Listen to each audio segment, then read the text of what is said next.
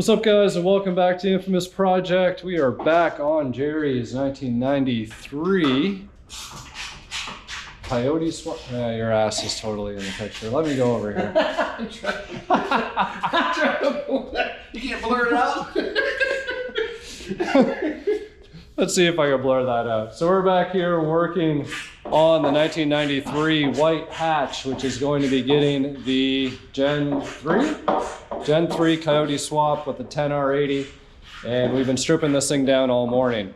Didn't get too much on film because the neighbors next door were having a fiesta of some sorts and making all kinds of noise. So as you can see here, we've been stripping lots of stuff down. If you remember, we had already pulled the stock engine out of the car and the wiring harness and all that stuff. And well, now we've gone the extra distance. Reason being, motor's out. Why wouldn't you want to paint the engine bay? And we need to do a few key things to prepare this engine bay, because there's a lot of things that are going to get changed. For instance, we're going to be switching over to Hydro Boost, so the brake booster needs to come out. We're going to have a drive-by-wire throttle pedal, so you don't need the throttle cable or setup anymore. It's a perfect opportunity because the steering column and everything else came out because he's going to a tilt column with an aftermarket wheel, which then leads us to taking the heater box out so we can do the evaporator core and the heater core. Down here, sway bar is going to be coming out because that needs to get cut over to SN95 style. Yes. Is that how it goes? Straight up, yeah. And that way we can still have a sway bar because most people don't, i.e. this car right here doesn't have one. K-member is ultimately going to come out, but right now we're just focusing on mocking up the new bumper rebar support here, and we've actually got the lower radiator support, which is right there. So that's going to get hacked off, and this is going to make things a little bit easier to work with. Oh, would you look at that? So we got to figure out what we got to drill, what we got to do, and I don't think that's how it goes. You don't think that's how it goes? No, it's got to go back there because your radiator needs to sit in here. I got right? that. Yeah, I'm just saying about how high. Oh, right. Oh, I see. You're trying to get in height. Let's try and find the... I'm sure there's installation instructions somewhere. Hiding. So on the inside of the car, that's all stripped down as well. Nothing new here. You guys know how I like to rip interior apart. Well, dash frame is laying down there. We got the skin off because it's a really good opportunity. I have seen dusty cars in my day, but this California dust is definitely something else. So a really good opportunity to wash all this, clean it all up. And if you guys saw how dirty the heater box was, I'm telling you, like I said, I've seen dirty stuff before, but this one is extra nasty. So he's already started cleaning this up, soap and water, but you can see behind the like, look at this. So I know a lot of people just take the frame and leave this skin on, but it's always important to take this off so you can clean everything up. Gives you a good opportunity to get your wiring sorted. And you know, people hacking wiring for stereos and all that other good stuff gives us a really good opportunity to fix that. So parts are everywhere, they're flying, nuts and bolts. And here we go. You guys want to get rid of this, Joey Boost. I know this is his #1 fear right here. He sells Fox bodies because of stuff like this. And that right there is just asking for some water to sit in there with all that crap and start creating rust. So make sure that gets all vacuumed out, cleaned up, and we're going to continue prepping, scuffing down.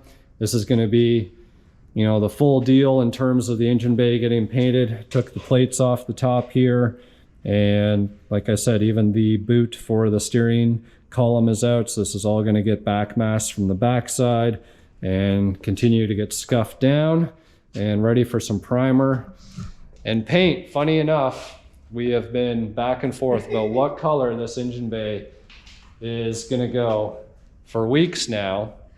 And what does he do? He brings me over. I'm gonna show you this. You can hear him giggling in the back. Eastwood textured underhood silver. So this would be like a, what's that, hammer? Hammer come hammered, whatever, that you would normally see like on suspension parts. There's got to be something here that has it. I know my Lightning suspension parts has it. Maybe there isn't. Anyways, you guys know, it's like textured. It looks like orange peel. It's a silver orange peel. And I was okay with it when he was thinking about painting the car Brittany blue or maybe a lighter color like that. But now he tells me, what color are you going with? Purple. Mischievous purple. Mischievous purple. So if you can imagine mischievous purple with silver bay, I don't know. I told him might have to turn into a they, them or something. I don't know. But we're gonna go black. We're gonna go black. So oddly enough, somebody, and I can't figure it out why they sprayed this black in the back. This was an automatic car in the beginning and saw a 5-speed swap. So I'm assuming the motor came out and they decided to try and paint some of the visible areas down there black for some reason. Which really makes no sense, but it is what it is. It'll all get scuffed down, and this is all gonna go, is it gonna go gloss or satin? Satin. Now he's saying it's going satin. I don't know if I have any satin. Okay, we're going with whatever you have. Well, we're gonna have to see what we have. It's gonna go up, it's gonna go whatever color we have available and made to us. So the other issue is that we have like a high of 60 today. Most paints need to be sprayed in 70-degree weather or above. Thankfully, the Seymour products that I use, you can spray them at 50 and above. So I need to see if I can find some Seymour satin black. If I don't have it, might end up gloss. So stay tuned.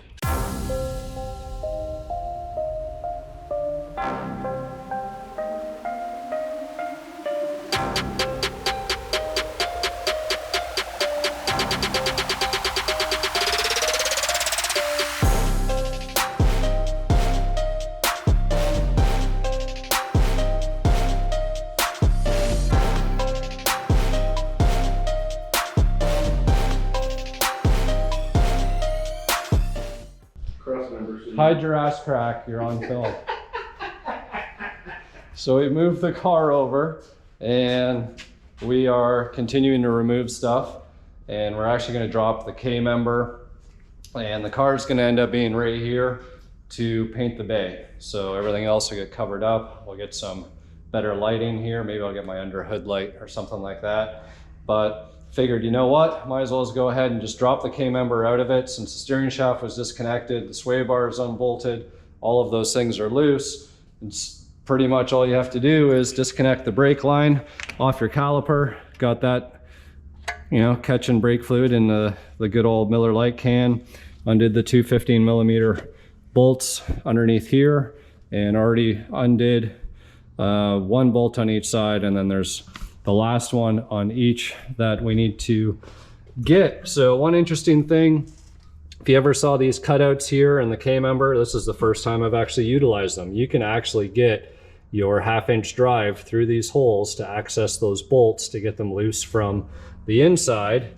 If you're trying to get everything out from, I guess, with the spring and everything in place, it's a little bit more challenging to get your socket, which I don't know where it is. Just with the angle and the contour of the way the K member is here, this side is easy from this side to get to be able to loosen. And this one, you notice it might be a little bit more challenging. As you can see, your ratchet's gonna wanna hit here. It doesn't have the travel. So that's when you can go in from this side around your steering shaft, and you can get it from here. Same thing goes on this side. Your access is right here. Tons of room to move your ratchet. And now we'll just be dropping our safety nuts that we have on the top here after we remove that last bolt. So once we get these bolts off each side, this is going to be the only thing holding it on. We'll let that down. This thing will fall right to the ground. Beer assistant. Oh, I thank you. And we tested out the silver. So it's not really hammer head, hammer, whatever that is. It's just sort of like, I don't know, sandpaper, satin. Flat satin. Yeah, it looks like a 320 grit sandpaper is what the texture is, and it doesn't look that bad.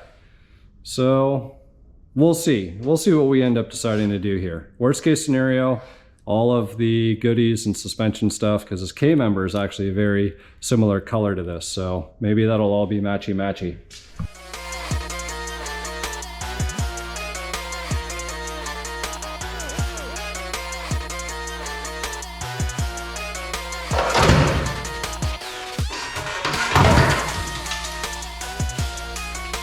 It's out. All right, guys, it is another day. Gerry is not here today, so I am left alone to hopefully get this engine bay painted. And the reason why I need to do it today is because while we have a high of 54, it's maybe only about 40, and the cold from last night is still lingering inside the shop. Now, Ricky is next door. He's got like a million BTU heat blaster unit going next door. I'm sure some of that heat's gonna bleed over here, which is pretty important to make sure that we have optimal painting conditions. All the products I'm gonna be using need 50 degrees in order to work, so hopefully everything will be okay there. And I am just now going to zip off the sway bar mounts and most likely cut off that lower radiator support. So that way it's just out of the way. Everything is clean. All the brake lines have been removed, just with the exception of the little guy going down towards the back there. Might even be able to actually undo some of the bolts and actually pull that through, and then that way it'll just sort of be back masking and we won't have to worry about any types of overspray or anything else. So that's going to be the name of the game for now. We'll start getting at these sway bar mounts. Hopefully I'm going to drill the spot welds, and if I got to take Sawzall ultimately at them, I will do that. So let's get at it. So I just got the driver's side done, and you can see it has been drilled off. Everything is pretty nice. We didn't do Sawzall techniques or cut off wheel techniques. You can see you end up with some more holes ultimately down there, and that would be, you know, the question if you want to weld those up or whatever you guys want to do. I know a lot of guys that are going extreme with Coyote swaps end up shaving the bay. They do Scott rod panels, they do all that stuff. In this case, we're leaving them. The reality is, by the time you get everything back in the bay, you're hardly going to realize or see that they're there. I'm going to show you guys now on how to do this. And, you know, the key is, and I said it in the video on my Lightning, you're only as good as your tools. First things first is safety. You can see I have goggles on the top of my hat here, and that is because it's not only important when you're drilling, you know, head on. The thing is, there's actually some spot welds on the underside. So, you know, that's why there's cardboard down on the ground here, because I was laying on my back, and there's nothing worse than potentially metal shavings coming in your eyes. And goggles are great because I feel like with glasses, sometimes those shavings can come down. The other thing too is, you know, gloves, because some of those metal shavings are really hot from drilling, and you know, you don't want to get burned or anything like that. So protect yourself, number one. Number two, have really good drill bits. So this is, what did I buy this for? I bought this specifically for something on another video. Oh yes, to get the stud that was broken off in the manifold on the Lightning motor. So this is a Milwaukee red something or other. So I start and I'm going to drill all of these holes, or all these spot welds. Drill holes all the way through them. Now, sometimes it's hard to see 100% where the spot welds are. If you have troubles, just, you know, you can literally lick your finger, and that'll help, or spray some water on it, and it'll help give you the outline of where the spot welds are. 3 on each side, okay?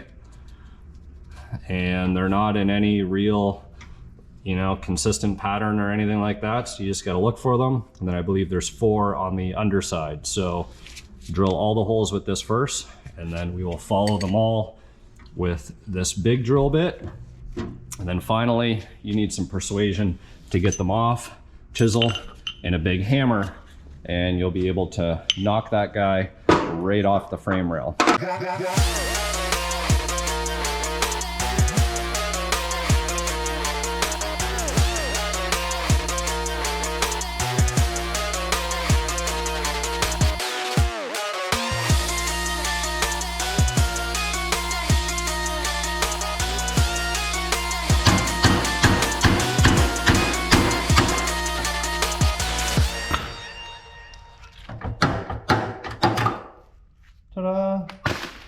We got the passenger side off, everything. It was a little bit more effort. It's funny, right? I went through every single spot weld on the driver's side, didn't break one drill bit. Moved to the passenger side, I broke 2. So then you're like chasing, trying to find good drill bits. And luckily, Ricky found a toolbox that like must have fallen off a truck, and it was literally laying in the middle of the road last night. And there was a bunch of drill bits in there. So they helped save the day. And just finished cleaning, sweeping up some of the mess here. I'm about to make more mess, and that's going to be because I'm going to cut off the lower section of the rad support here. I was going to drill off these 2 spot welds and fold this guy back, but there's really not going to be any value in doing that with the way that that new guy bolts on. So I'm just going to cut this straight across right underneath here, and we'll be good to go for that. And then this is actually going to get reused on the Calypso car because it had a little bit of damage down on the bottom section here. So it's actually going to get repurposed. So I'm just going to do some measurements here, see where I need to cut this off, cut both sides. That section will be off. We will sand up all of our, kind of areas where we drilled and where we cut, make sure we get rid of any sharp edges. And then from there, we'll finish prepping up the bay and get this thing painted.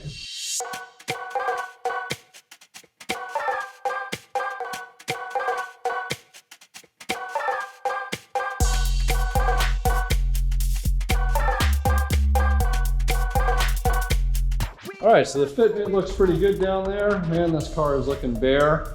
Now it's just a matter of gonna vacuum out all the stuff from the inside here, finish scuffing everything down, gonna clean it, soap and water, wax and grease remover, prime and paint, and we can call it a day.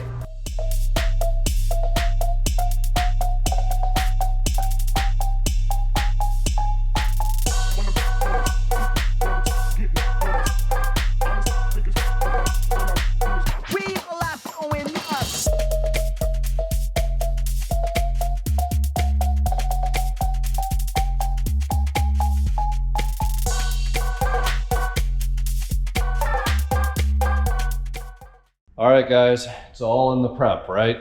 So just spent a whole bunch of time, and if you guys remember, we actually pressure washed this engine bay. We degreased it, scuffed it down, had to use 220 in some places just because they sprayed. Again, I don't know what happened. It's like they sprayed some black, then they tried to spray some white, even though the car was originally white. Who knows? So sometimes, you get like areas that are peeling or lifting and you don't have a smooth transition, so you got to knock those flat. So all of that's been done, the edges have been feathered out, and there's a couple areas that are just, they are going to be what they are. And the good news is that Gerry has confirmed he wants the textured silver that we sprayed on this lower rad support right here. And again, it kind of feels like sandpaper. So you know what, with the texture and the satin finish, I think, and the Eastwood product is gonna be pretty thick, almost probably like the same word that I like to use. The only thing that I don't like about the texture, it's gonna pick up and it's gonna potentially hold a little bit of dirt. So you'll have to like scrub to keep things clean. At least that's what I think. He does have some satin clear that he provided as well. So I might be spraying that on top. Maybe that'll help like level things out after and make it easier to clean. I'm hoping so. It'll at least give a protective top coat. So that's pretty much it. I'm going to spray some primer on anything that's bare metal just to get the metal covered up, most likely in the areas where we drilled off the spot welds for the sway bar, down where the proportioning valve was. Those things, guys, when they leak and squirt a little bit of brake fluid eats your paint. So be getting some primer down in some key areas or anywhere else where I've kind of sanded down and there's some transitions and just kind of want to cover it up. But most importantly, we're going to mask everything off. I am going to try and spray as much silver as I can in areas that, are, let's just put it, ugly. So I'm not going to try and do anything from back here because ultimately when he paints the car, that will get addressed. Now he's talking about going mischievous purple or some other color like that, maybe a misty chrome, I don't know. So I don't want to paint stuff that's going to impact ultimately what the full color of the car is going to be. And so when the car actually gets painted, you know, there's the areas of a color change that will be painted so that the body color matches all of those things.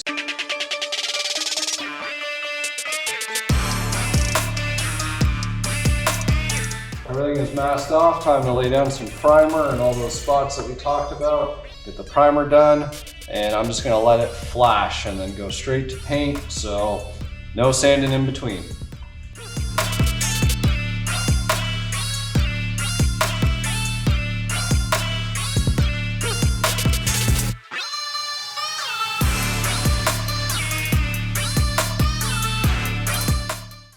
Prime the majority of the bay. I had 2 cans of primer, and I figured, you know what? The silver is actually going to cover better on primer than on some of the black and some of the white and all of those other things. So I went over and pretty much covered everything that I could, and I am not going to stop now. Now's the time to start applying some color. Now, rattle cans actually work out quite well. You guys could question, okay, you're using Eastwood or Seymour or Duplicolor.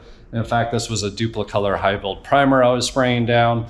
So there's lots of products you can use. It is the engine bay after all. So, you know, you could argue, you know, should you have base coat, clear coat underneath there? If you wanted a show car, 100%, you know, you're gonna wanna do something that's going to match the rest and make the inside areas look just as good as the outside. The reality is this is gonna be a street car, and Gerry has a budget, and well, this is what he wanted. Now, rattle cans, don't be fooled by them. You can get proper base coat and clear coats mixed in rattle cans, and you can spray those and get near color matches, and I've done it in the past. Just for whatever reason, he wants the silver underneath in the engine bay, and that's absolutely fine. It'll be a cool little contrast, sort of brutal style. You know, he's got his carbon fox with the red engine bay. So whatever this car ends up being is gonna have a silver engine bay. So gonna go ahead now, grab the silver paint, start shaking it up, and we'll start spraying in here. Try and do all the hard little areas first and get those out of the way, and then gonna go ahead and knock out the rest. So that's pretty much it. This bay is almost gonna be silver.